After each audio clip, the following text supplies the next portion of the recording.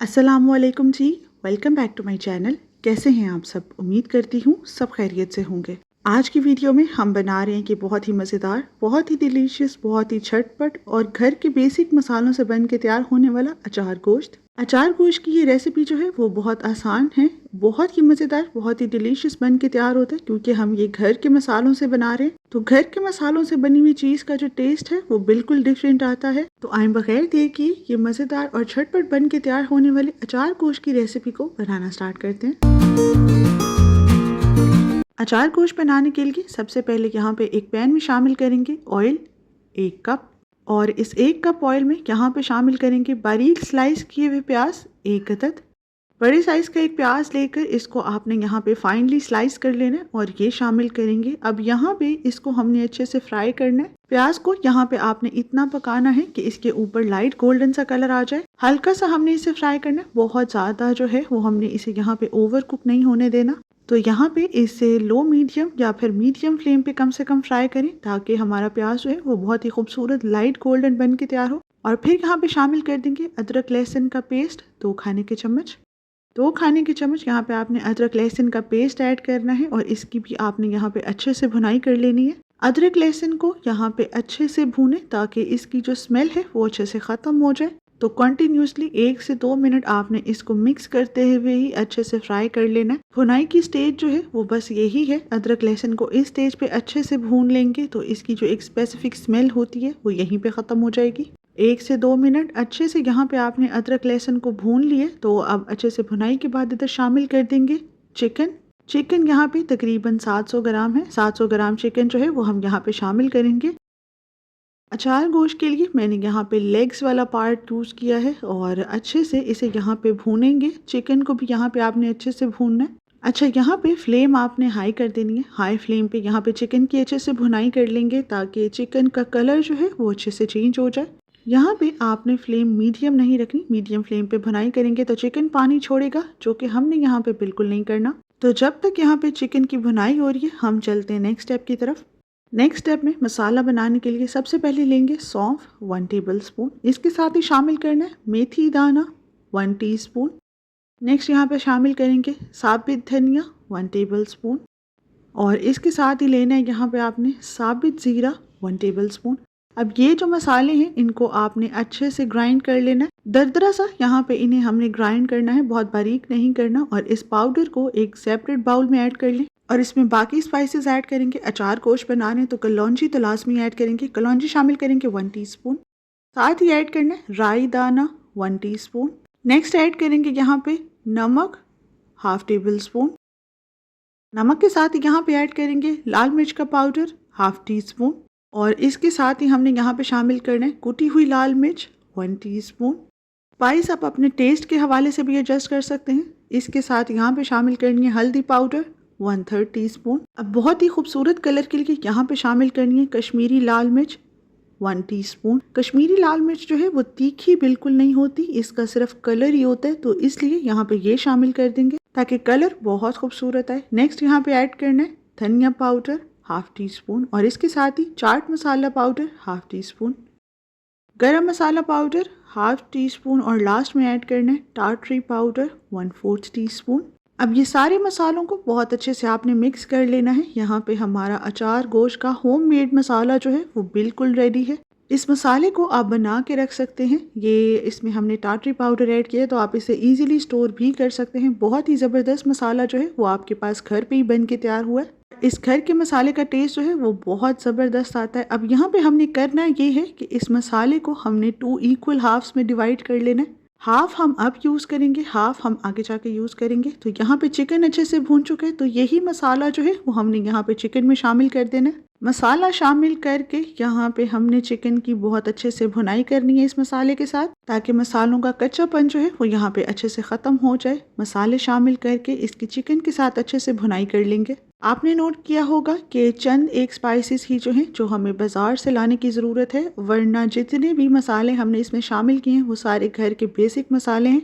सौंफ, राई दाना और मेथी दाना वगैरह जो है ये आपको बाज़ार से लेके आना पड़ेगा। अदरवाइज़ बाकी जो मसाले हैं वो हमने घर के ही इस्तेमाल किए हैं। आप इसे आसानी से मसाले को बनाकर लॉन्ग टर्म के लिए रख सकते हैं। आसानी से इसे घर पे ही बना के स्टोर करें और जब चाहें आप ये मज़ेदार सा अचार गोश्त जो है वो बना सकते हैं। अच्छे से यहाँ पे इसे भून लिए और अच्छे से भूनने के बाद इसमें शामिल कर देंगे टमाटो प्यूरी। यहाँ पे मैंने 3 टमाटर लिए थे और इनको ब्लेंड कर लिया था। तो ये ब्लेंड किए हुए टमाटर का जो पेस्ट है ये हमने शामिल करना है। अच्छे से यहाँ पे इसे मिक्स कर लेंगे और बड़े साइज के टमाटर लेने हैं, वो टमाटर लेने हैं जिनका कलर जो है वो थोड़ा सा रेडनेस की तरफ हो। टमाटर लाल होंगे तो इसकी लुक जो है वो बहुत ज़बरदस्त आएगी। अच्छे से यहाँ पे इसे मिक्स करेंगे और अच्छे से मिक्स करने के बाद इसको यहाँ पे हमने अब कवर करके कुक करना है ताकि चिकन जो है वो बाहर से तो बहुत अच्छी तरह से इसका कलर चेंज हो चुका है लेकिन अंदर से चिकन कच्चा है। तो इसे यहाँ पे कवर करके पकाना जो है वो लाजमी है ताकि अंदर तक जो हमारा चिकन है वो अच्छे से डन हो जाए। हल्का सा इसको यहाँ पे मिक्स कर लेंगे। फ्लेम आपने यहाँ पे मीडियम रखनी है। मीडियम फ्लेम पे यहाँ पे इसे टमाटर के पानी में ही आपने पकाना है ताकि चिकन अंदर तक हमारा बहुत ही सॉफ्ट और बहुत ही जूसी बन के तैयार हो। यहाँ पे अब इसे कवर कर देंगे और कवर करके तकरीबन इसे 10 मिनट के लिए पकाएंगे मीडियम फ्लेम पे। मीडियम फ्लेम पे पकते हुए इसे 10 मिनट हो चुके हैं। यहाँ पे इसकी कंडीशन जो है वो चेक कर लेते हैं। पानी जो है वो इसमें से काफ़ी हद तक अच्छे से ड्राई हो चुका है। जैसे कि आप देख सकते हैं ऑयल जो है वो यहाँ पे बिल्कुल अच्छे से सेपरेट हो चुका है। अच्छा, अब आप यहाँ पे इसके कलर से अंदाज़ा लगा सकते हैं कि कितना ही परफेक्ट कलर जो है वो यहाँ पे इसका आया है। अगर आप टमाटर ऐड करेंगे और कश्मीरी लाल मिर्च का इस्तेमाल करेंगे तो इसकी लुक जो है वो बिल्कुल इसी तरह से आएगी। अच्छे से मिक्स करते हुए यहाँ पे हम इसे पकाएंगे कि टमाटर का थोड़ा बहुत पानी रह गया है वो भी यहाँ पर अच्छे से ड्राई हो जाए, क्योंकि नेक्स्ट स्टेप के लिए हमें यहाँ पे इसमें बिल्कुल भी पानी नहीं चाहिए। हाई फ्लेम करके अच्छे से यहाँ पे आपने इसे मिक्स करते हुए इतना पकाना है कि इसका पानी जो है वो यहाँ पे अच्छे से ड्राई हो जाए। कॉन्टिन्यूसली मिक्स करते हुए आपने इसे हाई फ्लेम पे पकाना है ताकि पानी ड्राई हो जाए। जैसे ही यहाँ पे पानी ड्राई हो, ग्रेवी इसकी यहाँ पे अच्छे से थिक हो तो फ्लेम ऑफ कर दें और चूल्हा बंद करने के बाद यहाँ पे शामिल करेंगे दही। तकरीबन 1.5 कप के बराबर ये दही जो है वो हमने यहाँ पे शामिल करना है। मेजरिंग कप के अकॉर्डिंग यहाँ पे दही को जो है वो मैंने मेजर किया है। दही को अच्छे से आपने पहले फेंट लेना है और अच्छे से फेंटने के बाद यहाँ पे चूल्हा बंद करके दही शामिल करें और फौरन से इसे अच्छे से मिक्स कर दें। अच्छे से इसे यहाँ पे स्मूथ कंसिस्टेंसी में ला के जब दही शामिल करेंगे तो होगा ये कि हमारे जो ये सालन है, हमारी जो ग्रेवी है वो बहुत ही सिल्की और स्मूथ बन के तैयार होगी। चूल्हा बंद करके और बिल्कुल यहाँ पे स्मूथ कंसिस्टेंसी का दही शामिल करें। फ़ौरन से इसे अच्छे से मिक्स कर दें ताकि हमारी ग्रेवी जो है वो बहुत ही ज़बरदस्त, परफेक्ट और सिल्की स्मूथ बन के तैयार हो। ये स्टेप कर लेने से हमारी जो ग्रेवी है वो बहुत ही वेलवेटी टेक्सचर में बन के तैयार होती है। अच्छे से मिक्स करने के बाद यहाँ पे फ्लेम जो है वो दोबारा मीडियम कर दें।